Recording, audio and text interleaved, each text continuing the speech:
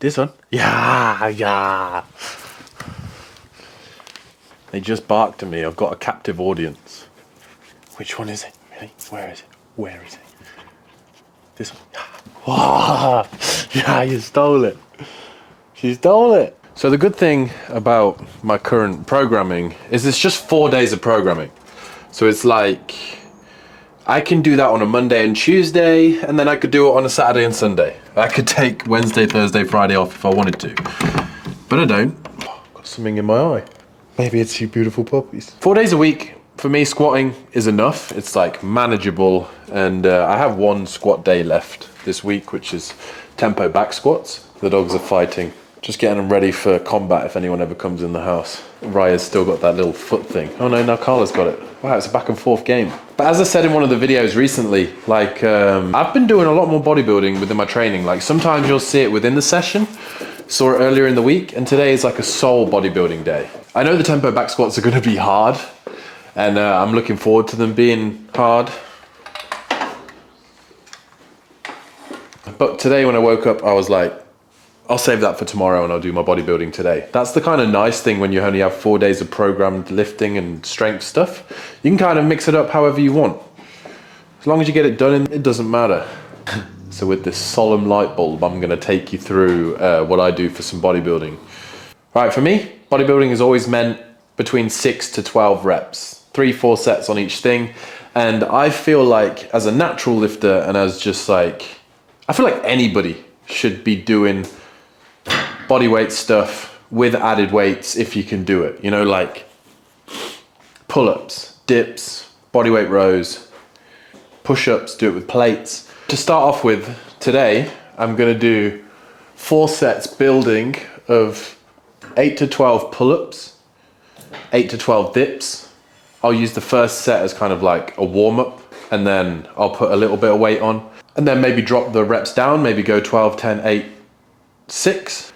So I'll have a heavy set of 6 at the end.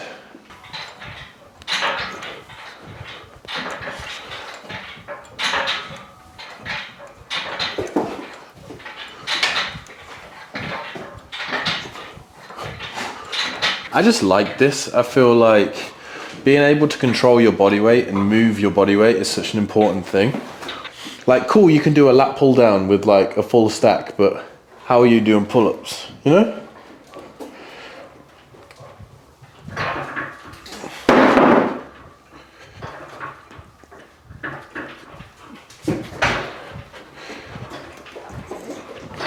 These two are just going at it.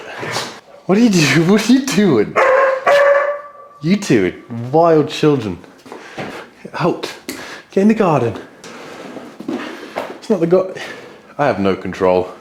I think what solidified for me when I was growing up training, you know, like, I would watch Hannibal for King on YouTube. It was like this dude in the ghetto just doing all the pull-ups and the dips and all the bodyweight movements.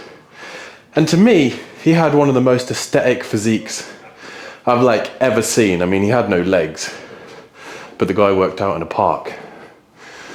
And I mean, doing a few lunges on the grass ain't gonna build your stonking legs. But I think that was when I was like, I honestly think that was when I was at school. I was like maybe 14, 15, 16, you know, when you're going through that phase of like puberty where you're like, okay, I want to get jacked so I can stand in the corner at the school disco and not talk to girls, but hopefully I look good in the shirt that I've bought from Primark. Fresh white. Oh man, school discos, eh? So I actually first started lifting, I think, when I was like, I must have been 10 or 12. My uncle passed away, and he had this barbell that then got put in our garden, and I'd just come home from school every day and just do like 3 sets of 10 strict press and like 3 sets of 10 curls and then like 3 sets of 10 rows. And I was like, damn. And then from there I joined a Nuffield Health, which is like, you know, just like a normal gym. It's like a health spa. I was down the road with my friends and would go on the squat rack like this and just do loads of pull-ups because of that Hannibal dude. Because we thought, after watching that, that's what you got to do to get buff. And he wasn't wrong. If you did 50 pull-ups every day and 100 push-ups like that, what was that? cartoon man, and you did that even for a month, you'd be jacked. 100% you'd see a difference. All right, 5 kilos, 10 reps.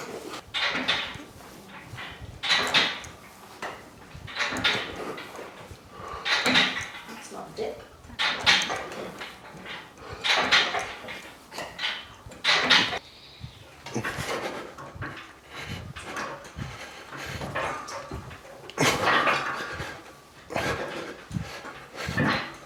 You didn't really train growing up, did you? You did horse riding. I just don't feel like our era really did train growing up. Like, I think you're an anomaly. I was very jealous of the culture in America, you know, when you used to see like these kids go into the weights room. I feel like we didn't do that at school until right near the end, you know, like 16, 15.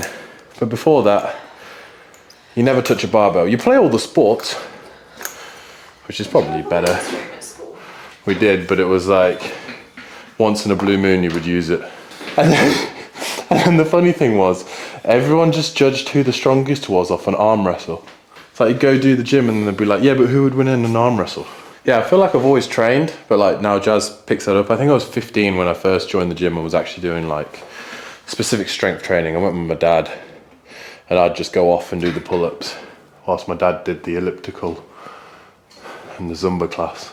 He did the body pump class and he was actually really good at it. All right, I've got 10 kilos on, let's go for 8.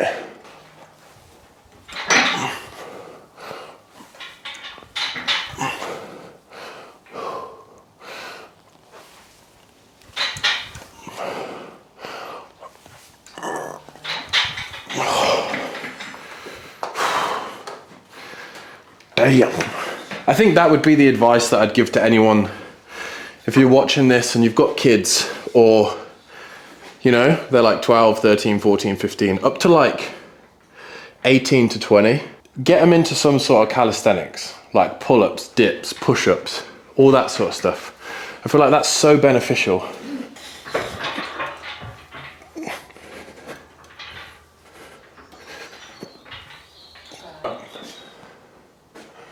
$15 kilos, I'm gonna go for 6. And I'm actually quite enjoying this, so I might add 5 kilos and then go for a 4. If you're enjoying an exercise at the gym and you feel like it's working and you feel like it's doing good, never be afraid to add a couple more sets.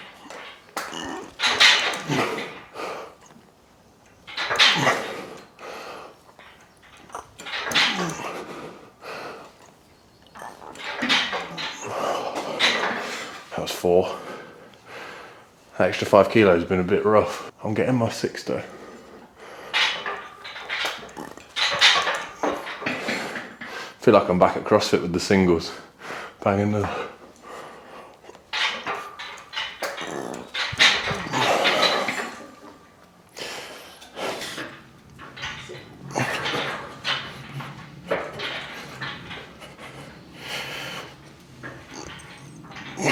Jazz is really good at dips.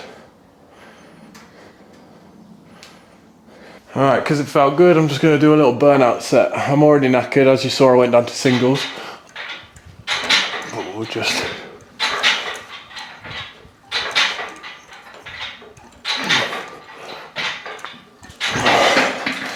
make sure that the lats are really gone. And the chest.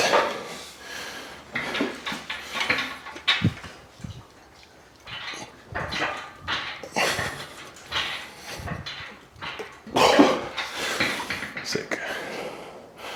Perfect. I don't do any lower body bodybuilding. I feel like the squats 4 times a week do enough for the legs. I don't want to add any extra stress, so I just do upper body. All right, strict press. Hit them shoulders, make them round.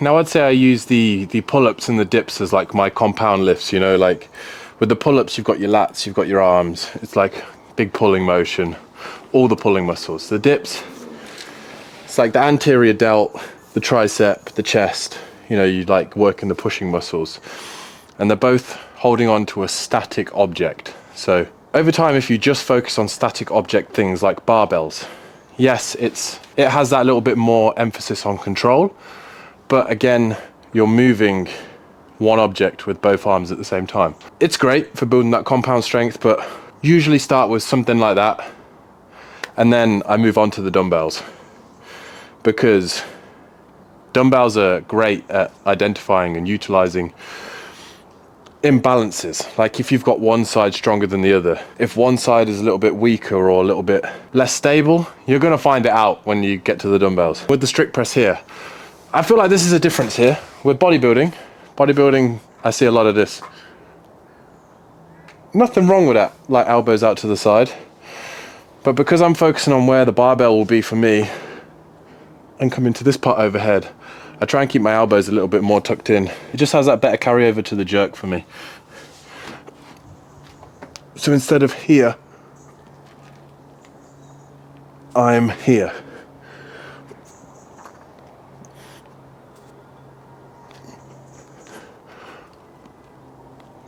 All right, last set. My shoulders are weak. They just can't handle the volume. So I'm gonna make them handle the volume.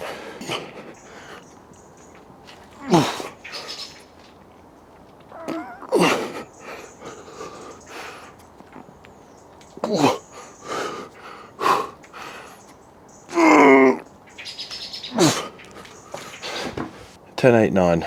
Jazz is doing that in his slippers. I don't think you can actually see it. You call home style training. Swollen comfortable. If you're a natural lifter and you're watching this, you know, like, I think a lot of role models at the moment out there, a lot of people, you know, at the top of the game, there's a lot of people out there that are on stuff, you know, and they grow a lot different to people like us, like that aren't enhanced, you know. I've been keeping an eye on the studies. You should be hitting each muscle group at least twice a week to get growth. So like, that's why I think if you are a natural lifter, from what I've read and looked at, bro splits, you know, if you go chest one day, back the next day, legs the next day, shoulders the day after, arms the day after, you probably won't be making as much progress in the gym physically as you would like to be. So just when you're making your training program, try and hit every muscle group at least twice a week. You know, for me right now, to maintain my physique, it's more the fact of like I'm squatting 4 times a week, so I'm hitting legs 4 times a week. But when I'm pulling, you know, I'm engaging my back a lot. When I'm doing my accessories, it's always focused on my shoulders or my arms or my dips.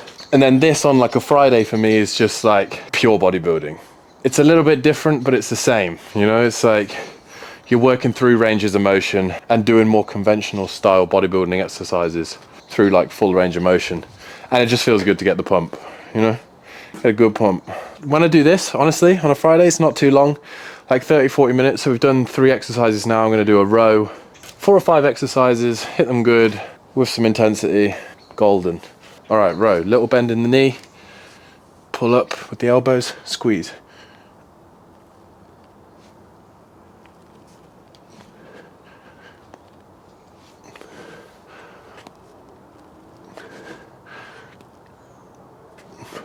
Add that little pause in the top, and then, oh, it's knocking me out. Makes it a million times harder. Jazz just took some really cool photos for Instagram, and I honestly, I don't think I look like that. It's just the lighting. Oh. Someone said actually on one of the vlogs recently about the Grand Canyon, they were like, get a helicopter over the Grand Canyon. What's my one rule for me? I mean, you can go on if you want, but what's the one rule? What's the one thing I always say? Too many rich people die in helicopters. Too many celebrities die. Too many rich people and too many celebrities. We're not celebrities, but they die in helicopters. The thing is with a helicopter, right, it's a box with a rotator on it and a rotator on the back. And if they don't work, it's just, with a plane, it's got a bit of aerodynamics. Again, you're probably dead. But I don't know, there seems to be too many helicopter things go wrong, so just we've always been offered stuff when we've gone places to go on helicopter rides, and just, I don't know, I think I'm a ground creature. I think Jazz is more adventurous. Remember when we were in Marbella and you went up on a go-kart with a fan on the back and a kite? That was terrifying. That was the wildest thing. You like It forced took me off to do it. like You that. do it for So just, yeah, my just one number, just, can't speak. Just my number one rule is no helicopters. I'll do plane rides, I'll go on a boat, I'll go on a train. Jazz says no to motorbikes. I've never been into motorbikes, so I'm absolutely fine with that. You know, the wildest thing for me actually that blows my mind every time we go to America is people that ride motorbikes with no helmets. Considering you guys have no healthcare, healthcare. I mean, I guess they're just making sure that if they come off, they're done for. Every time I see someone on the freeway when we're in the car just going past on a chopper with no helmet, I'm like, testicles of steel. I also think that's where I'm a bit different in philosophy of training as well. Like when I walk into a commercial gym now or any sort of gym, I'll look for the squat rack because I know that's where I can do my big compound barbell lifts, the back squats, my pulls. I don't bench, but I'll do it with the dumbbells. And I'll look at the dumbbell set with the bench. I don't really ever look at like the machines. I feel like they have a purpose if you just wanna like, yeah, if you just want to bodybuild, if you just want to like go in there and just focus on like, right, I'll just do 3 sets on each machine. I think that's a great way if you're new to the gym to get into doing some fitness. I would like, say if you're not confident, machines are pretty straightforward a lot of the time. Just see someone on it and be like, nah, they seem to be doing it right, I'll do it. And the dumbbells and the free racks always look a little bit intimidating, but I will always head for the dumbbells and the free racks, and I'll always ignore the equipment. Like, I want to be functional. I don't want to be one plane of motion with no stability, because that's what my sport requires. But I feel like that aids in making your physique look good, because all your stabilizer muscles have to work, and then you're less prone to injuries over time. Ugh. All right, finishing off. We've done 2 compounds, 2 lots with the dumbbells. Now we're going to do raises, just to like failure with the 15s, and then I'm going to do just some tricep stuff with the dumbbell overhead to failure. Rest for a couple of minutes 3 times through. Chicken dance, isn't it? Lateral raises, when you do them, don't think about your hands, think about them draping. Think about leading with the elbows and pouring out jugs of water, and not out here. A little bit forward, what would you say, like 20 degrees?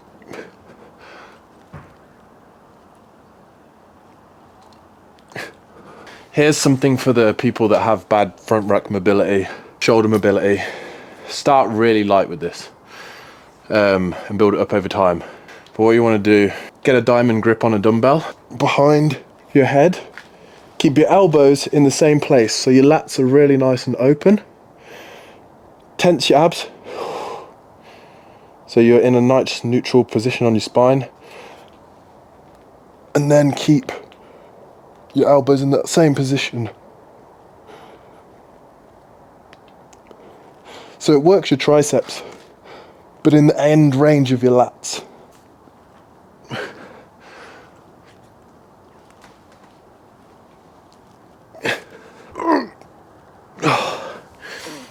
Little grunt, I'm going back to real bodybuilding. Sound like a dog retching. everybody. I'm going to love you and leave you. Right.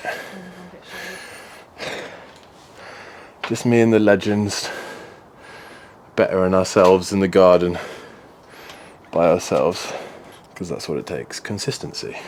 I would take 99 average to mediocre sessions than 10 really good sessions, because it's the accumulation of doing bits every day that will add up, rather than doing 10 really good ones but over 100 days. There's just no point. And what I mean by that, let me explain further on that one. I feel like with training, you have those, you should be, if you're going for performance especially. Sessions aren't the most exciting, you know, they should be mundane. You repeat the same patterns with just additions of weights or reps, or decreasing weights or reps over weeks, until you get these amazing sessions at the end where you're really strong and you're primed to smash them. But this kind of block before, if you have a good 80% day every time, you know, you hit every weight, you do it with a good intensity. Yeah, you don't PR. Some days are going to feel like crap, other days it might feel amazing. But it's just that that accumulation of, yeah, that was all right. Yeah, that was all right. Yeah, that was all right. Yep, that was all right. To when you get to the end, you're like, all right, we're gonna smash this. My body's in the condition. And that's when you have those really good sessions of like, I crushed it. I PB'd, my body did what it was supposed to do. Rather than going in and trying to smash it every day and hit PRs every day, you might have a good day and then 3 really bad days and a good day and 3 really bad days. And that doesn't add up over time. That's where you stay the same because your nervous system can't adapt. Your body can't adapt. Even though at the time, you know, when you hit those good sessions, you're like, oh, I might be making progress, I might be feeling great, but those ones in between. But I feel like that's like life and bodybuilding and whatever you're doing. It's like, hello. Yes. It's like accumulating, it's like not pushing yourself too far to the point that your body can't achieve what it's supposed to, but slowly asking more of it over time when it's ready for it. Oh, is that a little burp? Oh. Or it's like dieting. You know, if you have one really good day where you stick to your diet, 3 really bad days, 1 really good day where you stick to your diet, again, that's not going to add up. But if you have days where you stick to your diet, okay, you might go 20 calories over one day.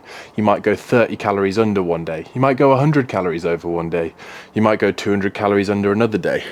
But the accumulation of just, you know, I was there or thereabouts will compile and you'll get the results. You know, you don't have to be perfect.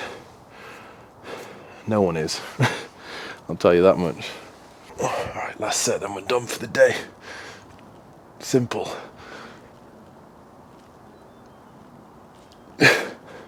Okay, the bluey theme tune for the dogs. I'm actually enjoying these bodybuilding sessions more that I do them less. I did them loads, obviously, as I was growing up. And then I just did CrossFit and weightlifting. And now that I'm adding them back in, I'm really appreciating them. It's a different sort of hurt, but it makes you feel good.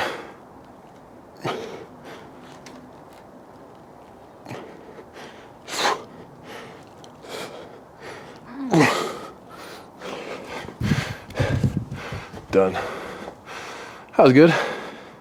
I feel good.